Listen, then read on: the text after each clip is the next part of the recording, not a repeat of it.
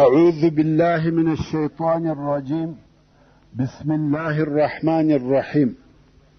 إن الحمد لله نحمده ونستعينه ونستغفره ونعوذ بالله من شرور أنفسنا وسيئات أعمالنا. من يهده الله فلا مضل له ومن يضلل فلا هادي له، وأشهد أن لا إله إلا الله وحده لا شريك له، وأشهد أن محمدا عبده ورسوله صلى الله عليه وآله وسلم تسليما كثيرا. أما بعد، د سرور کائنات صلی الله علیه و آله وسلم ژوند. محترم ورونو، زموږ قصه دې ځای ته رارسېدلې وه. لسمه واقعه: د بدر د جنگ په ورځ یو صحرایي عرب چې نوم یې قباف ابن اشم و، دغه د بدر په منطقه کې موجود و. کم وخت چې لښکرې ولیدې پوه سو چې جنگ کیږي، نو د هلته پر یوه غونډۍ د سیل دپاره ورته کښېنستی. وایي د بل غم نیم اختر دی. قباف په جنگ کې ګډون نه دی کړی، ځکه دی د یوه طرفه څخه نه و، فقط سیلبین او تماشاچي دی. ورونو، تاسې پوهیږئ چې د بدر د جنگ څونه وخت او موده په بر کې ونیول؟ فقط 2 ساعته. دا ټوله غذا دغه لوی نوم فقط 2 ساعته وه، نه ورځې وې نه هفتې، بلکې 2 ساعته وه. نو قباف فکر کاوه چې دا جنگ به اوږد جنگ وي، او دا یې خیال او ګمان و چې د مسلمانانو لښکر ماتیږي، ځکه د مسلمانانو شمیر نسبت و کفارو ته ډېر لږ و. کفار 1000 نفره دي او مسلمانان 300 نفره دي. نو ناست دی او د مسلمانانو د شکست انتظار کوي. خو هغه 2 ساعته وروسته کفار په تیښته سوه. نو قباف د ځان سره خبرې کوي، وایي والله ما په ژوند داسې عجبه نه ولیدلې، داسې ځغلي لکه ښځې. په 2 ساعته کې کفار تت او پرک سوه. دا په تاریخ کې هغه کوتاهترین جنگ دی. دغه قباف ابن اشم هغه وخت نو مسلمان، خو بیا په وروسته کې د خندق یا د حدیبیې تر غزا وروسته مدینې منورې ته د اسلام راوړلو دپاره ولاړی. مګر د مخه تر دې چې مسلمان سي، غواړي چې د مسلمانانو حال ځان ته معلوم کړي چې څنګه خلق او څنګه اخلاق دي. دی ناست دی خپل کشفیات او معلومات کوي چې رسول الله صلی الله علیه و آله وسلم ورغږ کړه: یا قباف. د ویل ها. رسول الله صلی الله علیه و آله وسلم وفرمایل: ته هغه نه یې چې بدر ته حاضر سوی وې او سیل دې کاوه؟ ویل هو، هغه یم. نو ویل د بدر په ورځ دې څه وویل؟ قباف ویل مقصد دې څه دی؟ رسول الله صلی الله علیه و آله وسلم وفرمایل: ایا تا د بدر په ورځ د ځان سره نه وویل چې والله ما په ژوند داسې عجبه نه ده لیدلې، داسې ځغلي لکه ښځې؟ قباف وویل: اشهد ان لا اله الا الله واشهد انك رسول الله. والله دا خبره ما و هیڅ چاته نه ده کړې، دا خبره ما د خپل ځان سره کړې وه، او د هغه راهیسې بیا هیڅ چاته هم نه دي ویلي. دا عجبه ده، ما 2 کاله د مخه د خپل ځان سره یوه خبره کړې وه، او ته هغه خبره اوس راته بیانوې؟ دا بې له نبي څخه د بل چا کار نه دی. قباف ایمان راوړی او مسلمان سو. د بدر جنگ په دغه چټکي او په دغه عجبه طریقه پای ته ورسېدی. نه شپې وې نه ورځې، فقط په 2 ساعته کې دغه جنگ د کفارو په ډېر بد شکست او د مسلمانانو په واضحه او ښکاره کامیابۍ پای ته ورسېدی. په بدر کې د مسلمانانو شهیدان ټوله 14 نفره دي، چې 6 نفره مهاجرین دي او 8 نفره انصار دي، او نومونه په دې ډول سره دي: اول، عبیده ابن الحارث ابن عبدالمطلب، د رسول الله صلی الله علیه و آله وسلم د اکا زوی، او په داسې حال کې وفات سو چې باړخو د رسول الله صلی الله علیه و آله وسلم پر پښه پروت. کم وخت چې روح ووتی، رسول الله صلی الله علیه و آله وسلم وفرمایل: اشهد انک شهید، زه شاهدی ادا کوم چې ته شهید یې. دوهم، عمیر ابن ابي وقاص. دریم، ذو الشمانین ابن عبد عمر. سلرم، عاقل ابن البكير. پنځم مهجع مولا عمر ابن الخطاب. شپږم صفوان ابن بيضاء. دا شپږ نفره مهاجرین و. او د انصارو څخه اول سعد ابن خیثمه. دوهم مبشر ابن عبد المنذر. دریم یزید ابن الحارث. څلورم عمیر ابن الحمام. پنځم رافع ابن المعلا. شپږم حارثه ابن سراقه. اوم او اتم عوف او معاذ د عفرا زامن رضی الله تعالی عنهم اجمعین. اوس چې جنگ خلاص رسول الله صلی الله علیه و آله وسلم په میدان جنگ کې ووژل سو کسانو ته ودرېدی او وی فرمایل تاسې د خپل نبی د پاره بد قوم واست. تاسې زه درواغجن وبللم او خلقو می تصدیق وکړي. تاسې پرېښولم او خلقو می کومک وکړي. تاسې زه د خپله ښاره وایستلم او خلقو ځای راکړي. بیا نو رسول الله صلی الله علیه و آله وسلم امر وکړي چې دغه د کفارو مړي کش کړي او یو ساعته یې واچوي. هلته د کفارو د لښکرو ځای ته نږدې یو وچ څا و. ویل دغه مړي ورکش کړي او دغه څا ته یې واچوي. نو د کفارو مړي یو یو راټول کړه سوه او دغه څا ته یې ور اچول. ابو جهل، عتبه، شیبه او داسې نور چې ټول د مکې مکرمې د مشرکانو مشران وه څا ته ور واچول سوه. کم وخت چې عتبه ابن ربیعه د ابو حذیفه رضی الله تعالی عنه پلار د څا وخواته کش کړه سو، رسول الله صلی الله علیه و آله وسلم د ده د زوی ابو حذیفه رضی الله تعالی عنه مخ ته وکتل. د هغه په مخ کې غم او تغییر ولیدی. رسول الله صلی الله علیه و آله وسلم ورته وویل یا ابا حذیفه شاید ستا د پلار د دغه حاله څخه ستا په زړه کې یو شی درګرځي. ابو حذیفه ویل یا والله یا رسول الله زه د خپل پلار په وژل کېدو هیڅ نه یم خفه سوی، خو صرف ما ته زما د پلار هوښیاري، حلم او فضیلت را معلوم و. زما دا امید و چې دغه شیان به و اسلام ته هدایت کړي. خو کم وخت چې ما د ده وژل کېده ولیده او دا را په یاد سوه چې دی پر کفر مړ سو، دا د هغه څخه مخالف و چې ما د ده دپاره غوښته. دغه غمجن کړم. رسول الله صلی الله علیه و آله وسلم و ابو حذیفه ته د خیر دعا وکړه او د خیر خبرې یې ورته وکړې. او بیا چې مسلمانان راغله او غواړي چې امیه ابن خلف کش کړي، هغه امیه چې حضرت بلال او نورو انصارو وژلی و. سبحان الله، په دغه لږ وخت کې یې بوی کړی و، پړسېدلی و.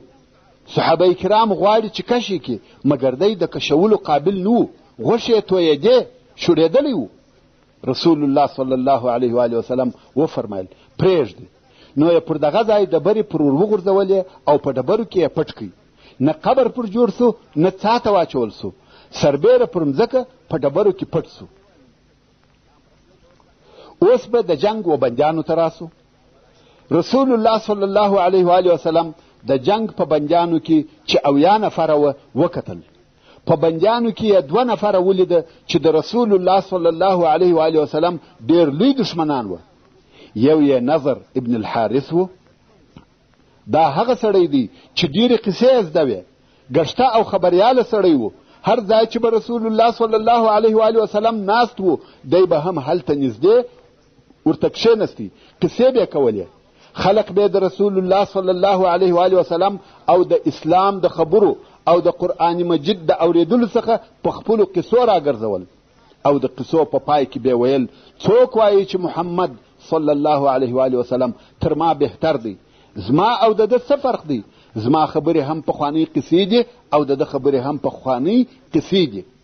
او په قرآن مجید کې چې هر ځای د اساطیر الاولین لفظ راغلی دی، هغه د دغه نظر ابن الحارث د دغه وینا رد او جواب دی. نو رسول الله صلی الله علیه و آله وسلم ودرېدی او ویل دغه سړی دغسې او دغسې کړي دي. هغه د ده اعمال یې ذکر کړه او بیا یې حضرت علي رضی الله تعالی عنه امر کوي، ویل یا علي ولاړ سه او ویې وژنه. دلته نو نظر ابن الحارث د حضرت علي رضی الله تعالی عنه په واسطه ووژل سو. او بیا رسول الله صلی الله علیه و آله وسلم د کفارو هغه بل مشر ته چې عقبه ابن ابي معيط وکتل چې دا هم د کفر د رئیسانو څخه یو رئیس و. رسول الله صلی الله علیه و آله وسلم وفرمایل تاسې خبر یاست چې دغه سړي څه کړي دي؟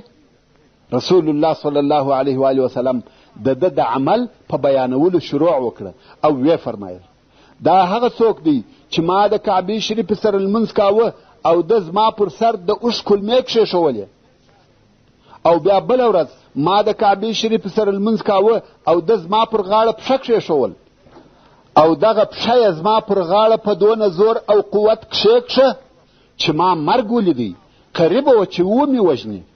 دلته نو عاصم ابن ثابت رضی الله تعالی عنه ورولاړ سو او عقبه ابن ابي معيط یې ووژي او د یې هم هغه د ملګرو وڅاته ورکش کړي.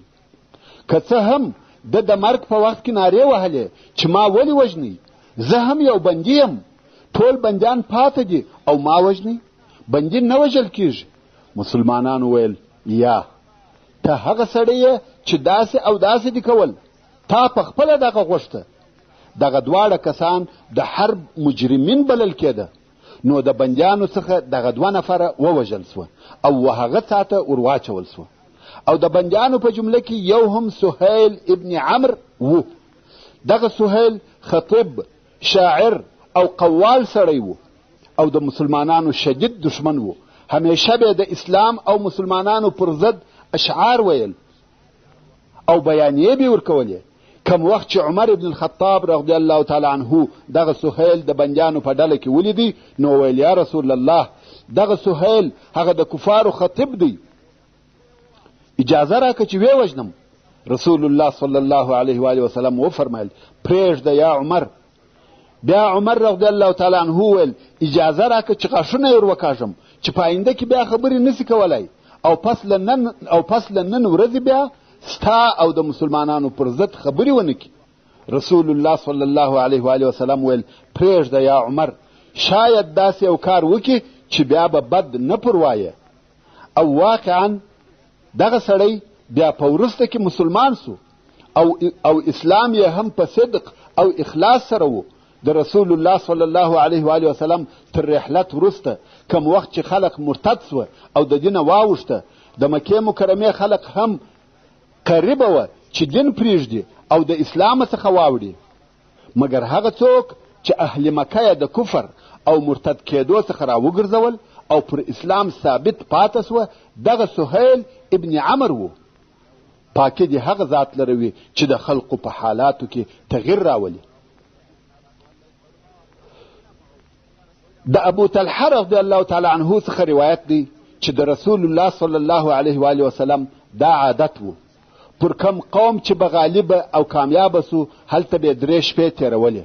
نو کم وخت چې په بدر کې یې 3مه ورځ وه، امر یې وکړي چې زما اوښه راولئ، او پر هغه خپل سامان وتړئ او رهي سو. اصحاب کرام په پسې دي، څو د هغه څاوه خولې ته ورغلی چې د کفارو د مشرانو مړي ور اچول سوي وه.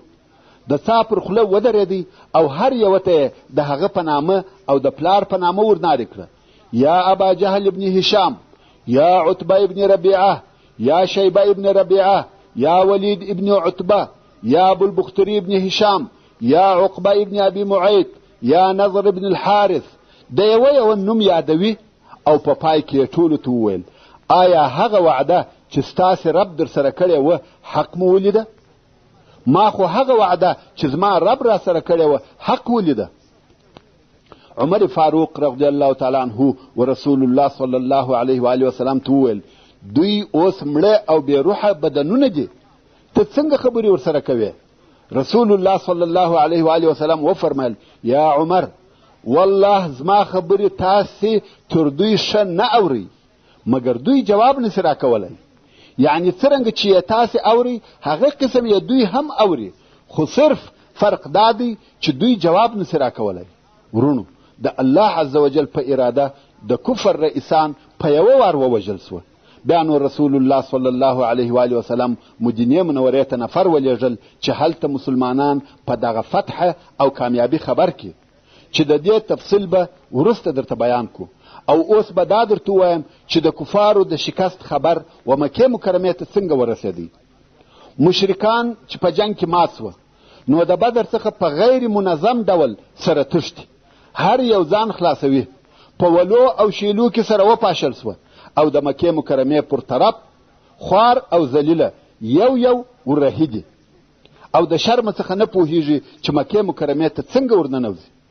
خو اول هغه څوک چې د قریشو د شکست خبر یې مکې مکرمې ته وروړي هغه حیثمان ابن عبدالله الخزاعي و. دا نفر مکې مکرمې ته ورسېدی او هلته د پاته خلقو کله دا خیال و چې قریش شکست خوري.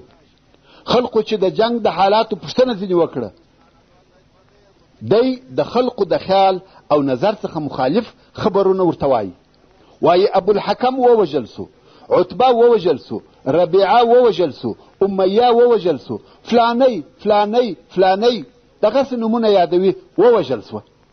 پرله پسې نومونه یادوي لکه د قریشو د سردارانو حاضري چې اخلي. دی اول نفر دی چې خبر یې راوړی، مګر خبر هیڅ معقول نه دی. که د قریشو د مشرانو څخه یو یا دوه نفره یاد کې ممکن داسې پیښه سوي وي، مګر په یوه وار ټول مشران دا هیڅ معقوله نه ده. فلانی د چا وزړه ته نه لویږي. صفوان ابن امیه د کعبې شریفې سره ناست دی او حیثمان د وژل سوو نفرو نومونه یادوي چې په هغو کې یې امیه ابن خلف چې د صفوان پلار دی هم یاد کړي. د صفوان دا وزړه ته نه لویږي چې زما پلار دی وژل سوی وي. نو صفوان ویل د ده دماغ خراب سوی دی، د هر چا نوم چې پر خوله ورځي هغه یادوي. تاسې پوښتنه ځینې وکړئ چې صفوان مړ و که ژوندی، یعنی تاسې زما پوښتنه ځینې وکړئ چې زه مړ یم که ژوندی. خلقو پوښتنه ځینې وکړه چې صفوان په مړو کې و که په ژوندو کې. حیثمان ویل صفوان هغه دی د کعبې سره ناست دی او په والله ما د پلار او ورور ولیده چې ووژل سوه. نو د مکې مکرمې خلق پر درو حصو وویشل سوه. څوک وایي حیثمان درواغ وایي، څوک وایي رښتیا وایي، او څوک په شک او تردد کې دي. څو هغه د جنگ تښتېدلي خلق یو را رسیږي، د مرګ او شکست خبر په مکه مکرمه کې نشریږي. اوس نو خلق مجبوره سوه چې دغه غمجن خبر ومني. پس له هغه څخه چې د مکې مکرمې ټول مشران ووژل سوه، ابو سفیان د مکې مکرمې مشر سو. دی شریف او سردار سو ځکه نور ټوله مړه سوه. دی او ابو لهب دغه دوه نفره په مکه مکرمه کې مشران پاته سوه، نور ټول ځوانان دي. اوس چې ابو سفیان مشر سو نو یې امر وکړي چې هیڅوک به د بدر پر مړو نه ژاړي، ځکه چې مسلمانان خبرې راپسې ونه کړي. عادت خدا و چې ښځو او نورو به پر خپلو مړو یا وژل سوو کسانو ژړل او په دغه کار به یو څه تصلاح هم کېده. خو اوس چې دا امر وسو چې څوک به نه ژاړي، د هغو نور هم غم او فکر زیات سو. اسود ابن المطلب چې سپینږیری او په سترګو هم ړوند و، 3 زامن یې په بدر کې ووژل سوه او د ده خوښه وه او زړه یې غوښته چې په هغو پسې وژاړي، مګر ژړا منع ده. یوه شپه یې د یوې ښځې د ژړا آواز واورېدی، نو یې خپل مریی ولېږي چې ته ورسه وګوره، معلومات وکړه لکه چې د ژړا اجازه سوې ده او ژړا حلاله سوه. آیا قریش پر خپلو وژل سوو کسانو ژاړي؟ نو به زه هم پر خپل زوی ابو حکیمه وژاړم. قسم دی چې دننه په زړه کې مې اور بل دی. مری ولاړی. کم وخت چې بیرته راغلی ویل هغه یوه ښځه ده چې اوښ یې ورک سوی دی او په هغه پسې ژاړي. دلته نو اسود خپل ځان نسوای ټینګولی او یو څه بیتونه یا اشعار یې وویل چې مقصد یې دا و چې خلق په ورک سوي اوښ پسې ژاړي او موږ په وژل سوو انسانانو پسې نسو ژړلی. او داسې نور د زړه د درد اشعار. او د ابو سفیان بل امر دا و چې هیڅوک به د بندیانو فدیه نه ورکوي چې راخلاص یې کړي، ځکه که فدیه ورکو په دې کار د همیش دپاره د مسلمانانو و موږ ته طمعه پیدا کیږي.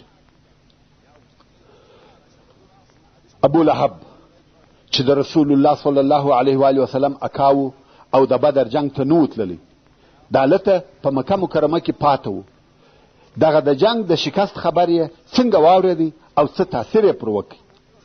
دا قصه به و ابو رافع مولا رسول الله صلی الله علیه و آله وسلم ته پرېږدو، ځکه هغه په خپله د دغه قصې یو جز دی. ابو رافع وایي زه د عباس مریی وم او اسلام زموږ کورنۍ یعنی د عباس کورنۍ ته را داخل سوی و. عباس مسلمان سو، ام الفضل چې د عباس ښځه وه هغه مسلمانه سوه او زه مسلمان سوم. خو عباس خپل اسلام پټاوه او ابو لهب چې جنگ ته نو تللی، کم وخت چې د مشرکانو د شکست خبر ورته راغلی، الله عز وجل کښته او ذلیله کړي او موږ په خپلو ځانو کې قوت او عزت حس کړي. ابو رافع وایي زه ضعیفه سړی وم او غشي مې جوړول، نو د عباس په کور کې په هغه خپله کوټه یا خونه کې ناست وم، خپل غشي جوړوم. ام الفضل چې د عباس ښځه ده هغه هم راته ناسته ده او په دغه خبر چې مسلمانان کامیابه سوه او کفارو شکست وخوړي ډېر خوشحاله یو. که ګورو چې ابو لهب چې د شر علامې پر ښکاره دي راغلی او د هلته په دغه کوټه کې راته کښېنستی، شایه زما وخواته ده. دی غواړي چې د ام الفضل څخه معلومات وکړي او په دغه باره کې خبرې ورسره وکړي. په دغه وخت کې د خلقو غږ او نارې سوې چې دغه دی ابو سفیان ابن الحارث ابن عبدالمطلب د جنگ څخه راغلی.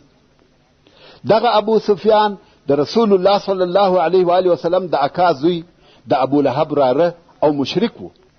ابو لهب ورته ویل دلته راسه، قسم دی چې ستا سره به د جنگ خبرونه وي.